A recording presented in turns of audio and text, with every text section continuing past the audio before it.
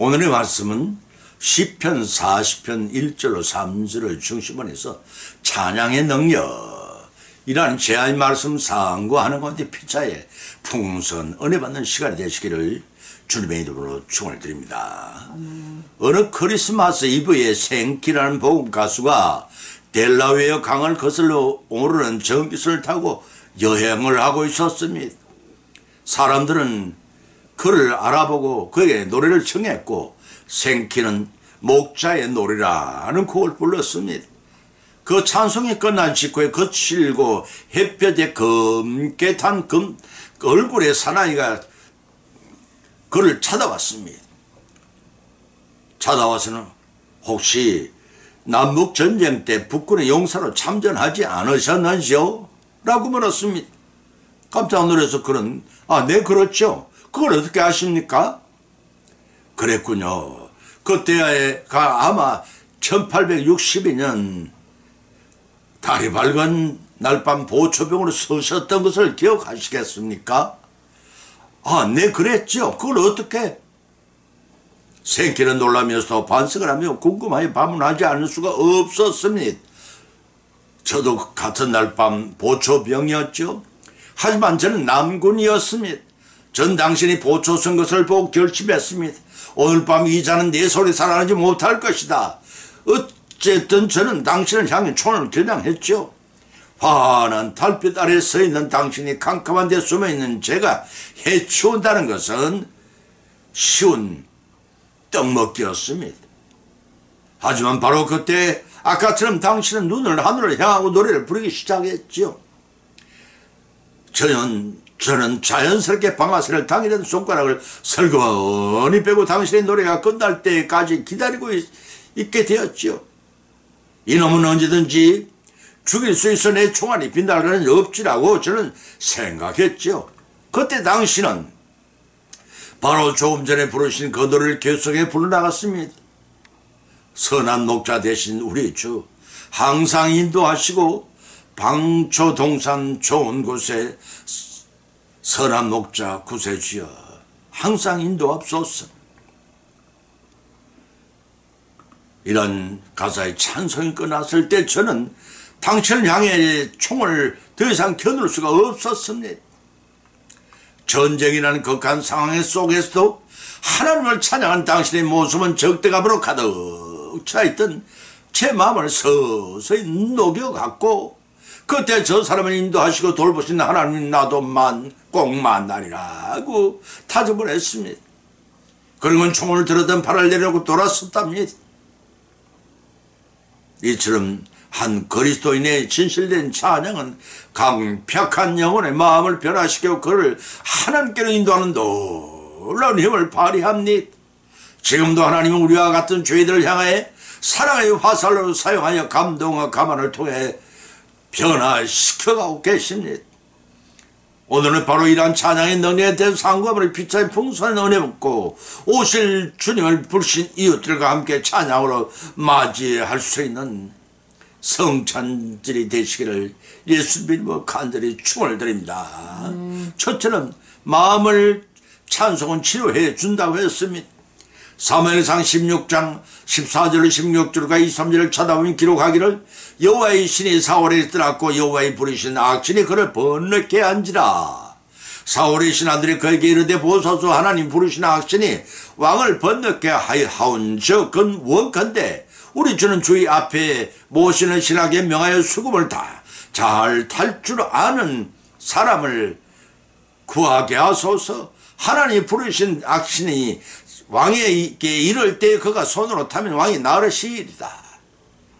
하나님이 부르신 악이 사울에게서 이럴 때 다윗이 수금을 취하여 손으로 탄즉 사울이 상쾌하여 났고 악신은 그에게 떠나니라고 하였습니다. 본문에 등장한 악신도 역시 하나님이 수하여서 하나님의 명령에 따라 그 직책을 수행하는 영물임을 우리는 알 수가 있습니다. 만군의 여호와께서는 이러한 사실을 통해 영원 전부터 자존하시면서 지어놓으신 천사와 악신까지도 필요에 따라 사용하고 계시는 전능의 하나님 주를 깨닫게 합니다. 문제는 이스라엘 초대 왕인 사울에게 어째서 견디기 어려운 두통을 자주 찾아들었냐 하는 것은 알 수가 없습니다. 본문에 말씀 14절에서 여호와의 신이 떠나고 사울에게 떠나고 라고 했습니다. 선악을 알게 하는 열매를 따 먹자 아담과 하와에게 악신이 침투해 들어온 것처럼 하나님의 신이 하나님이 저버린 사울에게 떠났습니다. 그동안 사울은 사로잡혀 역사하던 성령께서 더 이상 함께 하지 않고 떠나신 그 빈자리에 악신이 들어왔다는 뜻입니다. 그 악신은 하나님이 명하신 바에 한해서만 역사를 할 수가 있습니다. 여호와께로 부리고 있는 악신이 하나님께 명하실 때마다 번역케 함으로써 육체로적으로 사울은 심한 고통은 물론 정신적으로 강박관념에 사로잡혀서 두통을 일으키곤 했습니다. 그것은 불순종의 징벌이었다고 말할 수 있을 것입니다. 그것은 곧 하나님의 벌이를 받았다는 징표요 그에게 선고된 심판이 다 이루어지고 말 것을 사무엘상 15장 22절 29절이 밝게 기록하고 있습니다. 이런 시사는 의미를 담고 있는 징표정이기도 하겠습니다. 오늘날 현대인께 날이 갈수록 물질은 풍요를 더하여 주지만 그 대신 정신적인 문제는 날로 스트레스를 받는 생활의 압박으로 정신질환이 늘어가는 추세라고 합니다. 얼마 전에도 병으로 취급하지 않던 신경과 의사를 찾는 환자들이 늘어난 추세임을 부인할 수가 없을 것입니다. 그런데 정신의 치료에는 음악요법이 등장하여 많은 효과를 거두고 있습니다. 그러한 음악요법은 닭이 알을 정산하고 소가 우유를 더 많이 생산하는 촉진제로서의 역할까지 감당하고 있다는 것입니다. 본문의 말씀도 사울의 두통을 유발시켜 괴롭히는 악신을 내어 쫓는 방법으로 하나님께서는 다윗의 악기를 통한 음악치료를 행하게 하고 계십니다. 당시에 사울왕이 수하에 있던 자들이 발작할 정도로 괴로워하는 사울왕의 수금 탄주를 통한 음악치료법을 거원하였습니다. 그들 역시 하나님이 증거로 나타난 통치를 깨달지는 못했으니 이때 가장 적초의 처방한 회개입니다. 하늘께 회개함으로써 죄의 사유함을 받지 않고는 결단코 치유될 수가 없습니다. 그 일시적인 치유를 위해 수금을 잘 타는 다윗이 차출대 왕궁에 들어와 사울 왕의 곁에서 시부를 하게 되었다는 것입니다. 본문 23절에 기록하기를 다윗이 수금을 탄 적 상쾌히 낫고 악신은 그에게 떠나더라고 하였습니다. 여기서 중요한 사실은 다윗의 수금을 잘 타는 능력에 치료 효과가 있는 것이 아니란 점입니다. 하나님께 함께한 다윗이 하나님을 찬양한 다윗의 찬양 소리에 사단이 견디지 못하고 그때마다 물러났다는 뜻입니다. 동쪽의 수금을 탈 때만 악신이 물러난 것은 일시적인 연주 효과로서는 근본적인 치료를 할 수 없다는 뜻이기도 합니다.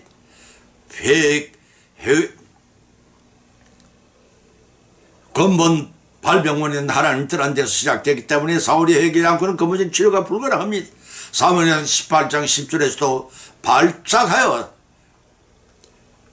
다윗을 창을 던져 죽이려고까지 한 것이 바로 그러한 근거라고 볼 수가 있습니다. 그런 의미에서 찬양은 하나님을 믿고 섬기는 자에게 병든 마음이 치료자가 되지만 하나님을 떠난 자에게는 일시적인 효과밖에 없다는 것입니다.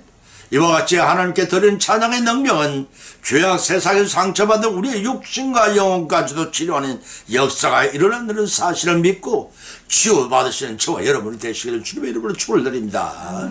두 번째, 수치를 당하지 않게 한다고 했습니다. 요엘서 2장 26절을 찾아보면 기록하기를 너희는 먹되 풍족히 먹고 너희를 기이 대접한 너희 하나님 여호와의 이름을 찬송할 것이라. 내 백성의 영영인 수치를 당하지 아니하리라고 하셨습니다. 하나님이 10대 재앙을 통전히 경험한 바로는 모세의 원하는 바대로 이스라엘 백성을 내보낼 수밖에 없었습니다. 출애굽한 이스라엘 백성들이 가나안 땅을 향해 가는 도중에 첫난 건 봉차를 했으면 그것은 바로를 비롯한 애굽의 군단의 추급이었습니다. 이스라엘 백성들 앞에는 홍해 바다가 그들의 앞을 가로막고 있었습니다. 진퇴양난의 위급한 상황에 하나님께서는 모세의 기도로 들으시고 지팡이를 들게 하셨습니다. 그 순간 홍해가 갈라지는 좌우로 갈라진 기적이 일어나고 그 사이 육지처럼 이스라엘 백성들이 건너게 하셨습니다. 이 순간 내 죽음의 어둠에서 다음인 순간 생명의 광명천지로 구원하는 극진 반전이 있었습니다. 이런 집단 세례의 집단 구원을 보여주는 하나님이 은혜의 징표였습니다. 하나님은 구원의 손길을 깨닫지 못한 애고의 추격꾼들은 하나도 남기지 않고 모두 다 홍해가 다시 합작치며 수장당하고 말았습니다. 이를 목격한 미리암을 비롯한 이스라엘 여인들이 하나님 구원의 은혜에 감사하여 소고를 치며 창화하여 하나님께 감사를 드렸다고 했습니다. 당연한 기결이었습니다. 이라는 여인들의 찬양과 감사는 전쟁의 승리와 돌아온 다윗의 개선을 추구하는 이스라엘 여인들에게 전성이 되기도 했습니다. 그래서 기록하기를 사울은 천천히 다윗은 만만이라는 상화로 이어졌다고 했습니다. 마침내 연약한 이스라엘군이 강대한 이방 대적과 대치하는 전쟁터에서도 하나님을 들으신 하나님께서는 대적을 물리쳐주는 역사가 일어났습니다. 그 찬양의 능력은 단순한 노래가 아니라 하나님을 움직이는 감동의 합창이었고 온 민족이 모두 동원된 집단 기도이기도 했습니다. 이스라엘 백성은 비단 제사의식 외에도 찬양을 드리면서 그 능력이 어떠하다는 깨달아 일상생활에도 자주 상용을 했습니다. 본문 말씀 26절을 밝힌 것처럼 너희도 먹되 풍족의 먹건을 대접한 너희 하나님 여호와를 이름을 찬송할 것이라고 밝히고 있습니다.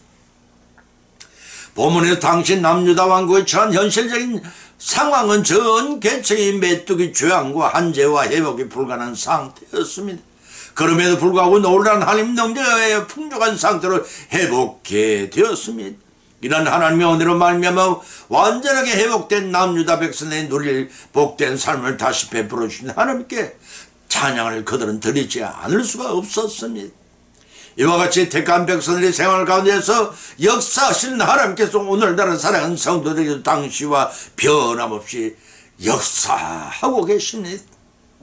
헤아릴 수 없는 수많은 은혜를 받고도 우리는 과연 얼마나 감사해 찬송을 하나님께 올려니까. 하나님은 의뢰하는 자에게 수지를 당치 않게 하십니다. 이는 곧 회개한 백성들의 회복의 역사가 전적으로 하나님의 계획과 창조 섭리에 의해서 이루어진 것임을 의미합니다.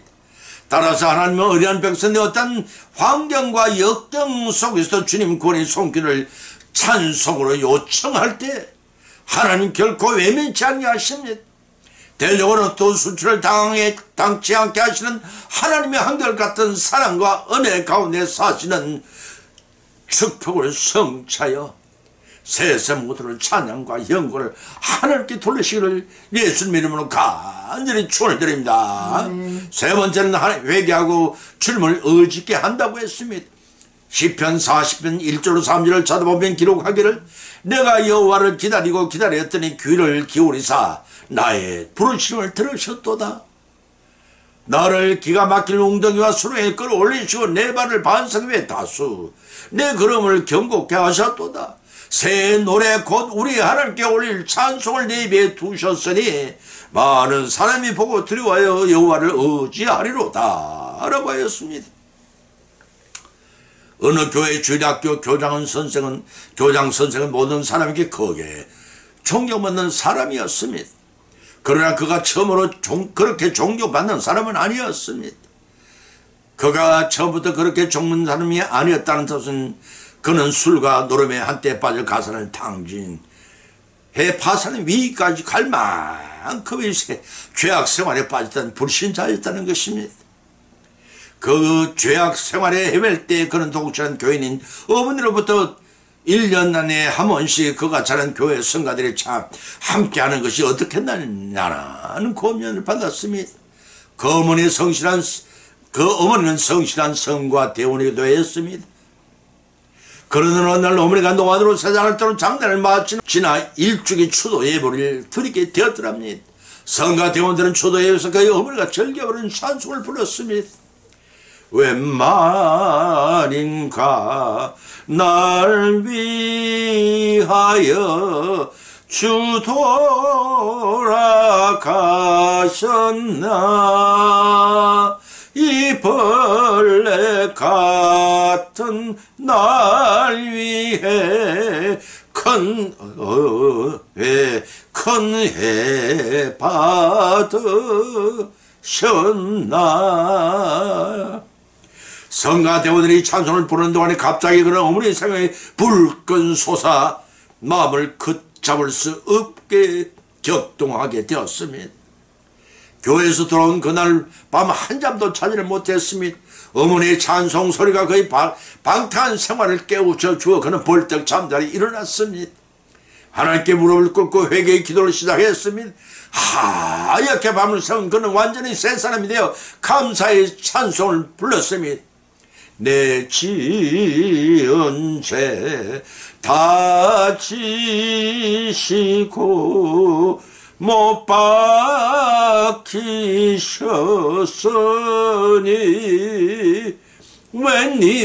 웬일인가 웬은행가 그 사랑 커서라. 널 울어도 눈물로서 못 갚을 줄 알아. 몸 밖에 드릴 것 없어 이 몸 바칩니다. 이 같은 찬송의 능력은 변화를 시킵니다. 강철보다 더 간 마음의 벽을 뚫고 죄인들이 회개에 이르도록 역사하는 힘이 있습니다. 거기에는 하나님의 사랑의 능력이 역사하기 때문인 것입니다.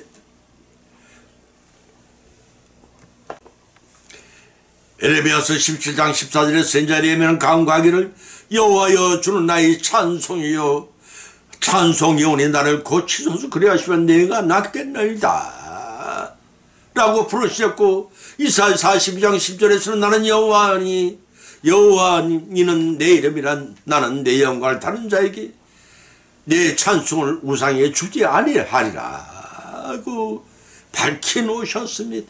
하나님은 자비하셔서 어떤 어려운 처지와 역경 가운데서도 눈물로 부르신 성도를 외면치 아니하시고 구원하시는 자비의 하나님이십니다. 상한 갈대를 꺾지 아니하시며 꺼져가는 덕불을 꺼지 아니하고 진리의 공의를 베푸시는 사랑의 하나님이심을 믿으시기 바랍니다. 아멘. 시편 기자는 시편 66편 8절로 9절에 찬송하기를 만민들아 우리 하나님을 송축하며 그 송축 소리로 들리게 할지어다. 그는 우리 영혼을 살려두시고 우리의 실족함을 허락지 아니하시는 주로다 라고 찬양을 했습니다. 사랑하는 성도 여러분, 영원히 주할 수밖에 없던 우리를 구원하시기 위해 아기 예수를 보내주신 성탄절을 또 맞이하게 되었습니다. 오늘날을 살아가는 우리 성도는 어떤 각오를 맞이해야겠습니까? 신실하지 못했던 믿음을 회개하십시다. 보다 경건하기를 원해서나 오히려 추해지는 우리의 심령을 회개하면서 진심으로 오실 주님의 기쁜 찬양으로 맞이하는 우리 모두가 되시기를 예수님 이름으로 간절히 기원을 드립니다. 결론을 맺습니다. 오늘의 본 말씀 상고하는 가운데 빗자의 은혜를 받았고 또한 세 가지 교훈을 받은 줄 압니다. 첫째는 찬양의 능력은 마음을 치료하는 능력이 있습니다. 두 번째는 찬양의 능력은 하나님께 찬양을 올릴 때 우리로 하여금 술취를 당치 않게 하신다고 했습니다. 세 번째는 찬양의 능력은 우리로 하여금 회개하고 주님을 더욱 의지하게 한다는 것입니다. 구슬이 서만이면 무엇을 합니까? 끄어야 못가리게 되는 것이 아닙니까? 이러한 교훈을 받은 것으로 그치지 말고 나의 믿음으로 만들어 나가는 실천인이 따를 때 결실을 거둘 수가 있습니다. 기왕이면 풍성한 결실을 거두어서 하나님께 찬송을 통한 영원히 감사와 영광을 돌려드리는 금년 성찬절이 되시기를 예수님의 이름으로 간절히 축원을 드립니다. 네. 찬송가 360장을 올리겠습니다.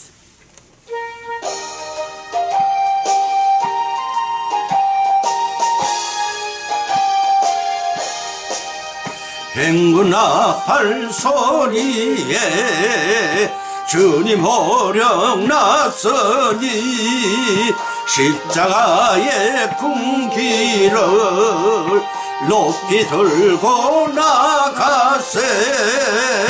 선한 싸움 다 싸우고 의의 멸류관 받았으리라. 선한 싸움 다 싸우고 의의 멸류관 예루살렘 성에서 멸류관 받으리.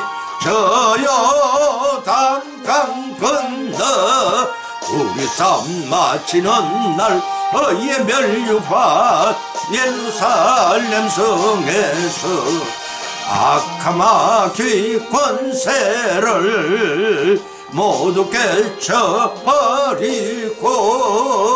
승리하신 주님과 성중가를 부르세. 선한 싸움 다 싸우고 의의 멸류관 받았으리라. 선한 싸움 다 싸우고 의의 멸류관 예루살렘 성에서 멸류관 받으리. 저 요단 강 건너 우리 싸움 마치는 날 의의 멸류관 예루살렘 성에서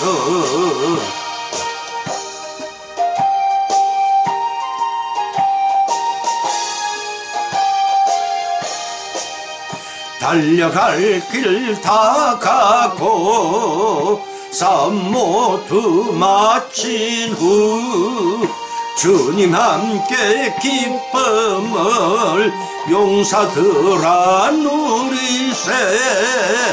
선한 싸움 다 싸우고 의의 멸류관 받았으리라. 선한 싸움 다 싸우고 의의 멸류관 예루살렘 성에서 멸류관 받으리. 저 요단 강 건너 우리 싸움 마치는 날 의의 멸류관 예루살렘 성에서. 아멘.